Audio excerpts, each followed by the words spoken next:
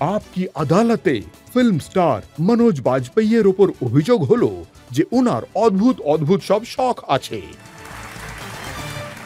এবার দেখুন, আমি এটা জানতে পেরেছি যে আপনার বাজারে গিয়ে আলু, টমেটো, ঢেঁড়স, পেঁয়াজ, ধনেপাতা এইসব কেনার খুব শখ। না, আমার ভালো লাগে। আর আমার বউ এরকমই যে আমি শুটিং থেকে যখন ফিরি তখন বলে, "শোনো, আসার সময় ওই বেগুন নিয়ে এসো আর পটল নিয়ে এসো। আর আমাকে অন্য কোনো দোকান থেকে নয়। তুমি ওই যে ৪ বাংলায় যে ওই বাজারটা বসে না? তুমি আসার সময় শুধু ওখান থেকেই নেবে।" আজকাল সবজিওয়ালারা কি করে? আমার জানলার পাশে চলে আসে। "না, না দাদা, ভেতরে আসুন, বসুন। দাদা আপনি কি চাই বলুন? আমি দিয়ে দিচ্ছি। ২ কিলো আলু, ২ কিলো টমেটো, হাফ কিলো পটল এইসব দিয়ে দাও।" আমি বললাম, "ঠিক আছে, বাইরে আসছি।" "না, না আপনি ভেতরে বসুন। বাইরে এলে ভিড় জমে যাবে।" আজকাল ওরা কি করে? গাড়ি থেকে বেরোতেই দেয় না। কিন্তু নিজের ঘরে কাজই যদি মানুষ না করে, তাহলে কে করবে, হ্যাঁ? তাই না? আপনার আরেকটা শখও আছে, সকাল সকাল রান্নাঘরে গিয়ে আপনি বাসন মাজেন। কারণ আমার ভালো লাগে না যে বাসন ওরকমভাবে সিঙ্কে পড়ে থাকুক। আর ওখান থেকে আমারও মানে আমার আর আমার বউয়েরও ভালো লাগে না। তাই আমরা তো উনি সব কাজ আপনাকে না, না, দিয়ে করান? খুব খুব ভালো কথা বলেছেন। তাই আমরা ভাগ করে নিয়েছি। ও ভালো রান্না করতে পারে, তাই ও রান্নাঘর সামলায়। আর যা বাসন বেরোয় সেগুলো আমি ধুয়ে রাখি, ব্যাস। আর রান্না-বান্না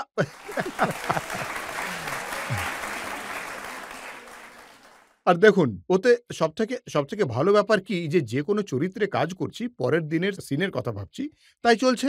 আর চিন্তা করে যাচ্ছি। তাই না? চরিত্রটাও তৈরি হচ্ছে। সিনও মনে করছি, বাসনও মাজা হয়ে যাচ্ছে। তাই অনেক রকমের কাজ আর হয়ে বাড়িতে যাচ্ছে। শান্তিও বজায় থাকছে। হ্যাঁ, শান্তি বজায় থাকছে একেবারে।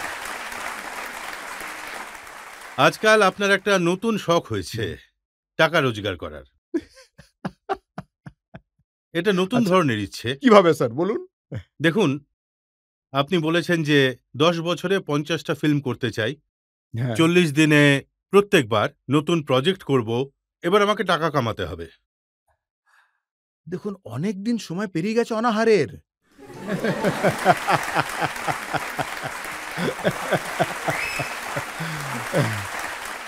দেখুন, ভালো দিকটা হলো যে ৪০ দিনের বেশি আমার সিনেমায় লাগে না। 'বান্দা' আমরা ৩৫ দিনে তৈরি করেছি। আর 'গুলমোহর' আমার ৩৪ দিনে তৈরি হয়েছিল। আর আমি দেখি যে বাকিরা যারা বড় সিনেমা বানায় তাদের হয়তো লাগে ৭০ দিন, ৮০ দিন, ১০০ দিন, ১৫০ দিন। আর আমার গল্পভিত্তিক সিনেমা হয়, চরিত্রভিত্তিক সিনেমা হয়। ভাই লোকেরা ভালো সিনেমা চায়, ভালো কাজ চায়। তাই কেউ ১০০ দিনে ঠিকঠাক টাকা রোজগার করে, আমি ৪০ দিনে ঠিকঠাক রোজগার করিনি। আমার জীবন কেটে যায় দেখুন, তাতে। আপনার সিনেমার একটা ডায়ালগ আছে, হ্যাঁ, "अगर पैसा कम हो तो पेट नहीं भरता, पैसा ज़्यादा हो तो दिल नहीं भरता।" হ্যাঁ। আব আ টাকা-পয়সা বেশি, কতটা বেশি জানি না। ওটার তো কোনো ডেফিনিশন নেই। কিন্তু হ্যাঁ, কম টাকা নিশ্চয়ই ডেফিনিশন আছে। কম যখন থাকে, তখন কিন্তু অনেক অসুবিধে হয়। এখানে তো সবাই মিডল ক্লাসের লোকেরা বসে আছে। সবাই জানে যে যখন টাকা কম থাকে, তখন অসুবিধে হয়। কিন্তু টাকা অতটাই থাকা উচিত যাতে আপনার জীবনটা ভালোভাবে কেটে যায়। যে হোটেলে গিয়ে খেতে চান, খেতে পারেন। যে আ ট্যাক্সিতে আপনি বসতে চান, বসতে পারেন। আর জীবনে আপনি যেখান থেকে খুশি যে রোগের চিকিৎসা করাতে চান, করাতে পারেন। কিন্তু একটা সময় ছিল আপনি বন্ধুদের জন্য বিনা পয়সায় কাজ করে দিতেন, ফ্রিতে সিনেমা করতেন। হ্যাঁ, একদম ঠিক বলেছেন আপনি। অনেকগুলো সিনেমা আমি ফ্রিতে করেছি। অনেকগুলো। সেগুলোর নাম নেওয়া ঠিক হবে না। না। 'জুবেদা', 'ফিজ্জা' আমি নাম নিচ্ছি। বাহ! হ্যাঁ, বাজেটই ঠিক থাকতো না ওই সময়।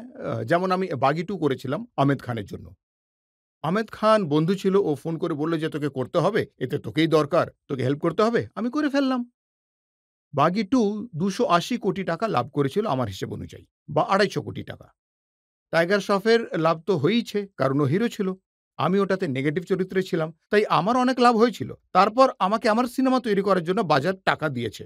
তাই আমি বড় সিনেমা এই কারণেও করি যাতে আমি ওখান থেকে স্ট্রেংথ পাই।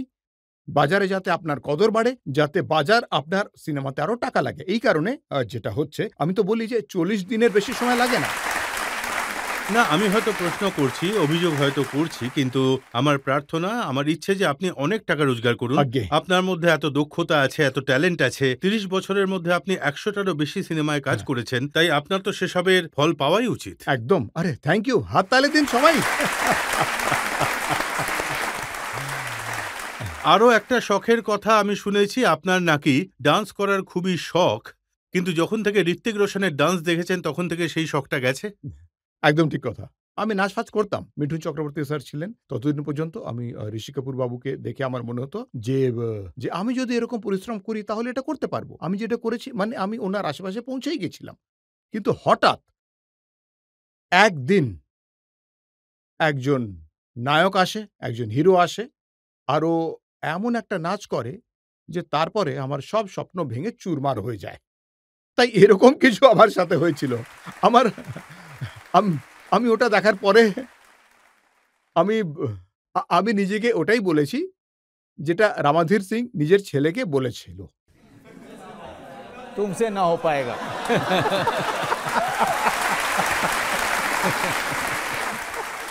কিন্তু আপনাকে তো শাহরুখ খান, যখন আপনারা একসাথে অনেক আগে থিয়েটার করতেন, ডান্স শেখানোর চেষ্টা করেছিলেন, আপনাকে ডিস্কোতেও নিয়ে না, গিয়েছিলেন। ডান্স শেখানোর জন্য নয়। এরা যাচ্ছিল, আমি পেছনে, পেছনে লেজুড় হয়ে যাচ্ছিলাম। হ্যাঁ। তাই ওরা তো যাই হোক, ওরা সবাই সাউথ দিল্লিতে থাকতো। আর আমি ছিলাম আর মানে ভালো কোয়ালিটির সিগারেট খেত। আর আমি ভালো কোয়ালিটির বিড়ি খেতাম। তাই মানে আমরা একে অপরকে পছন্দ করতাম। এরা যাচ্ছিল মরিয়া। ওখানেই ছিল ঘুঙরু। ঘুঙরু নামের একটা ডিস্কোথেক ছিল। তখন নিয়ে গেল আর আমার পায়ে তো চটি ছিল। তাই ওই ডিস্কোথেকের লোকেরা বলল যে, "চটি-ফটি পরে থাকলে আমরা এখানে অ্যালাও করব না।" তাই লবিতে ঘুরে, ঘুরে শাহরুখ আর ওর বন্ধু-বান্ধব সবার কাছ থেকে জুতো ধার চাইছিল যে কেউ যদি জুতো ধার দেয় তাহলে এই লোকটাকে দেবে। তো একটা লোক ওরা পেয়েও গেল যে আমাকে জুতো ধার দিতে রাজি হলো। তো আমার চটি পরে ও বাইরে ছিল, কোনো একটা কাজ করছিল ওখানে। ওর জুতো আমি ধার করে নিয়ে ভেতরে গেলাম। ১ম বার আমি আ ডিস্কোথেক দেখলাম। দেখলাম চারিদিকে অন্ধকার আর লাইট ঝকমক করছে। লোকেরা সবাই নাচছে, গাইছে। তাই একটা গ্রামের লোকের ১ম বার ডিস্কোথেক দেখার সুযোগ শাহরুখ খান আর ওর বন্ধু-বান্ধবরাই দিয়েছিল। আপনার একটা ডায়ালগ ছিল না সত্যাতে, মুম্বাই কা কিং কন? হ্যাঁ, হ্যাঁ। তো সেটার উত্তর তো আপনি দিতে পারেননি, কিন্তু জনগণ যখন শাহরুখকে দেখল তখন বলল কিং খান। হুম। হ্যাঁ, আর তারপরে জনগণ কি বলল? যেটা আপনি আমার পরিচয় দিতে গিয়ে বলেছিলেন, "ওটিটি কা"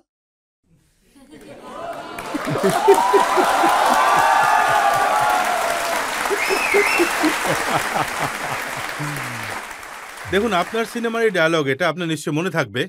বাদশাহ কি গলি মে আকে উসকা পাতা নেই পুছতে। "गुलामों के झुके हुए सर खुद ब खुद रास्ता बता देते हैं।"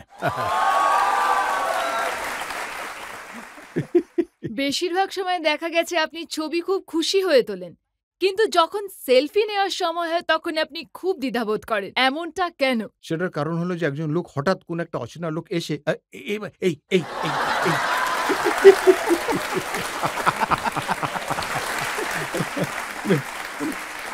তাই আমি একটু ভয় পেয়ে যাই। আর আব আব আব আর সবার আগে আমি মেয়েদের সাথে সেলফি নিতে গিয়ে আমি আগে দেখে নিই পেছনে কোনো একজন লোকের অবশ্যই থাকা যেন দরকার। নইলে দেখা যাবে যে ও কোনো দোষ দিয়ে দিয়েছে।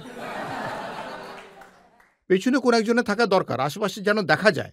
যাতে এটা মনে হয় যে সেলফি যেটা হয়েছে হ্যাঁ, সেটা সবার উপস্থিতিতে নেওয়া হয়েছে। এটা একা, একা নেওয়া হয়নি। তাই এটা অনেক খেয়াল রাখতে হয়। আর ওতে এত বেশি কাছাকাছি দাঁড়াতে হয়। তাই আমি অতটা ফিজিক্যাল লোক নই। তাই খুব আনকমফোর্টেবল হয়ে যাই। আমি সবসময় বলি, "আপনি আপনার ক্যামেরা দিন।" তারপর কোনো একটা লোককে বলি, "ভাই এই ফটোটা তুলে দিন।" তাই আমি ফটো ঠিকই তুলি। কিন্তু সেলফি ঠিকঠাক তুলতে চাই না। কারণ এতটা কাছাকাছি ফিজিক্যাল কাছাকাছি হওয়ার ব্যাপারে আমি একটু ভয় পাই। তাহলে এটাই কি কারণ আপনার সাথে কোনো হিরোইনের নাম কখনো জড়ায়নি?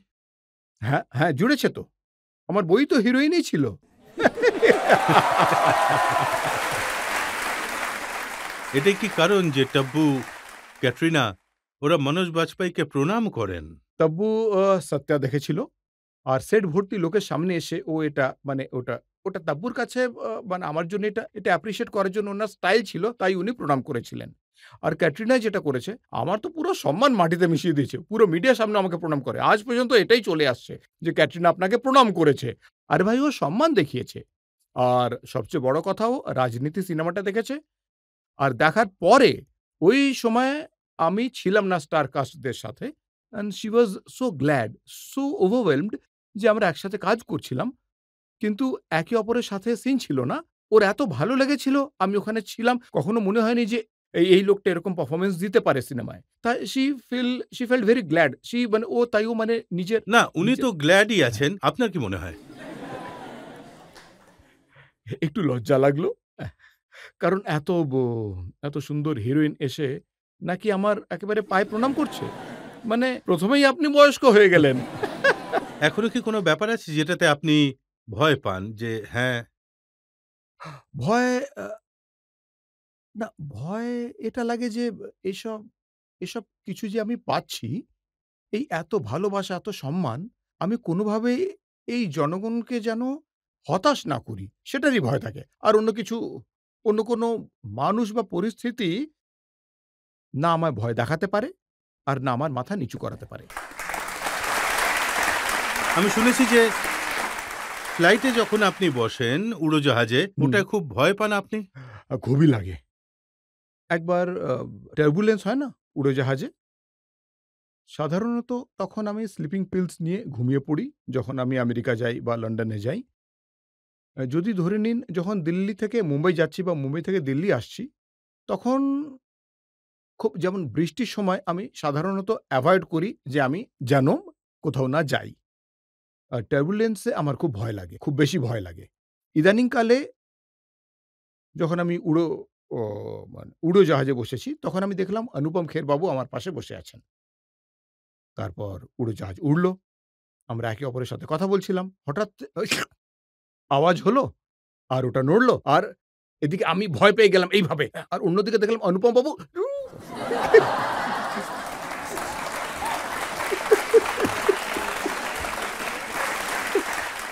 তারপর সারা রাস্তাটা আমি আমার ভয় একেবারে ভুলে গেলাম। আর আমার মনে হলো যে উনি তো আমার থেকেও বেশি ভয় পান।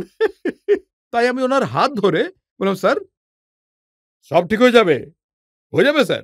ব্যাস আর শুধু ১৫ মিনিট, ১৫ মিনিট, ১৫ মিনিট, ১৫ মিনিট, ব্যাস ১৫ মিনিট।" আমি উনাকে পুরো সায়েন্স বোঝাচ্ছিলাম যে টার্বুলেন্স কেন হয়।